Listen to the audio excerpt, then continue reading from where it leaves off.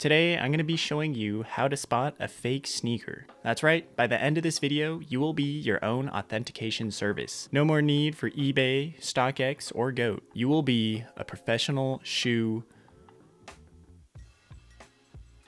What's that? A fake sneaker? Get out of here. Bitch. Me strong. Me independent. Me eat banana. Now, for the purpose of this video, I have 3 of the same sneaker here. 2 of these are fake and 1 is retail, to highlight the different levels of the game we're playing here. Same, but different.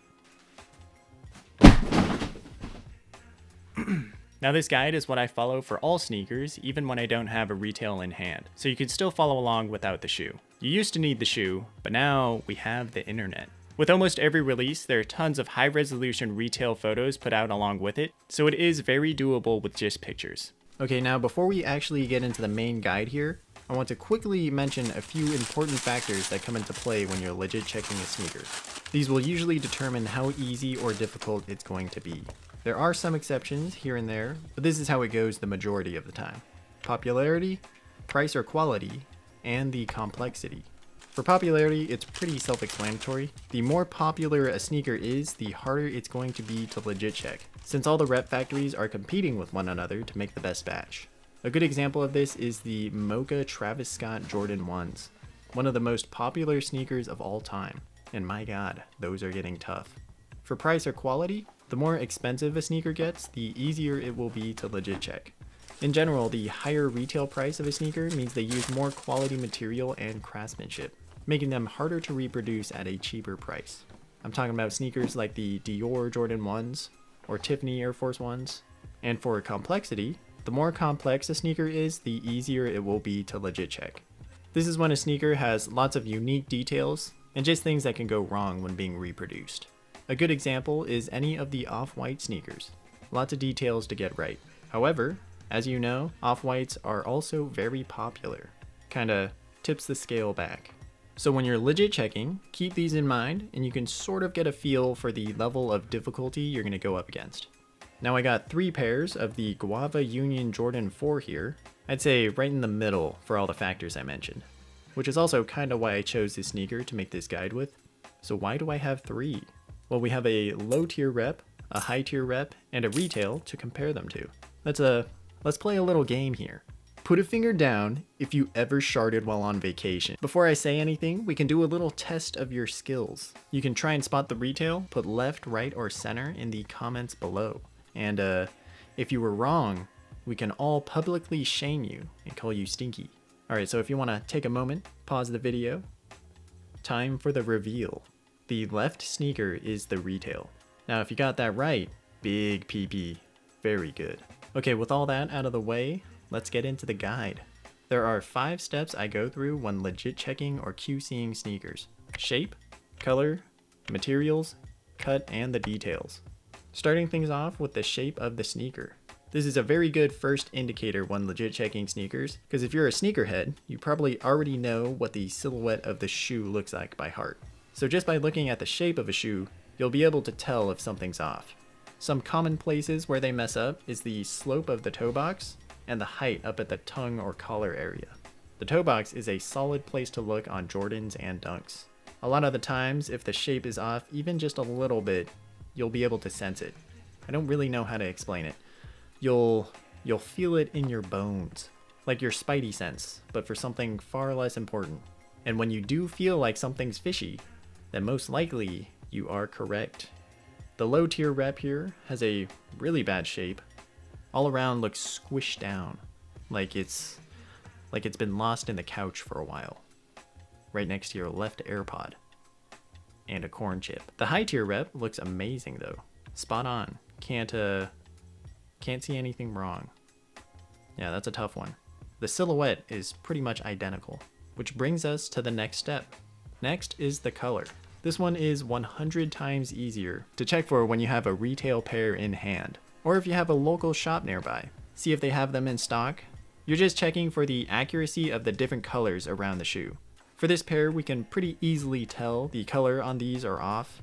The high tier rep has a darker shade of sail on the midsole, and the pink suede has a darker hue as well. It's kinda subtle, but easy to see when side by side.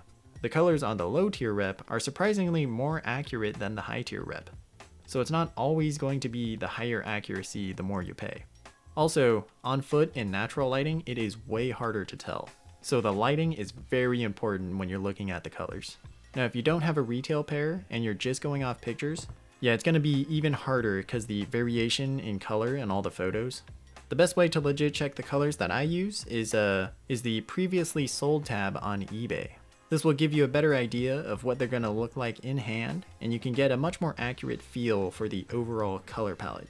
For example, on this pair, I'm fairly confident you'd be able to spot the color flaw on the midsole from the pictures alone. Moving on to the materials. When checking the materials, I like to look at the texture and the raw edge of the panels. If you have really thick materials, like the suede on these, it makes it much easier to tell. The unions are actually kinda special. They used a thick, double-layered cut of suede. It feels super premium. With the smooth cuts of leather, usually found on the Jordan 1s and Dunks, it makes it slightly harder to legit check since it's easier for the factories to reproduce. The texture of the suede is terrible on the low tier reps. Way too hairy. Similar to your mom, the high tier rep has a much closer suede. The hairs aren't as long, almost looking like a nubuck. The texture on the high tier rep is perfect. They just didn't get the color right. Now when you check out the thickness, the Union 4s are a really good example because they have a nice clean cut with the double layer of suede. As you can see here, on the lower tier rep, it's much softer and doesn't have that same chonk to it. On the high tier rep, it's almost identical. A little spooky. Another thing you can do when checking on the materials is press on the leather to see how it feels. Sometimes if it's a bad fake, they feel really flimsy and they won't spring back to the original shape as quickly. Same goes for the midsole and the outsole. Now if you're going off photos, this one I use the previously sold tab on eBay as well, because the sellers will have much more detailed photos, more close-ups and different angles to see. Yeah. The final checks are the cut and the details. For the cut, I'm talking about the cuts of leather and how all the panels line up with one another. You want to make sure everything is the right size and in the right place. For Jordans and Dunks, a good indicator is the size of the holes on the toe box. For some reason, they get those wrong a lot. When we look at these here, the panels of the high tier rep all look good, except the suede piece up at the toe box. It's a bit thick up there. Makes the area on the toe box look smaller. The rest of the shoe though, everything is in the right spots. The panels on the low tier one are kind of all over the place. Nothing really matches up with the retails. All the pieces are off by like a smidge, looking like someone's arts and crafts project. Yeah, that one's a bit rough.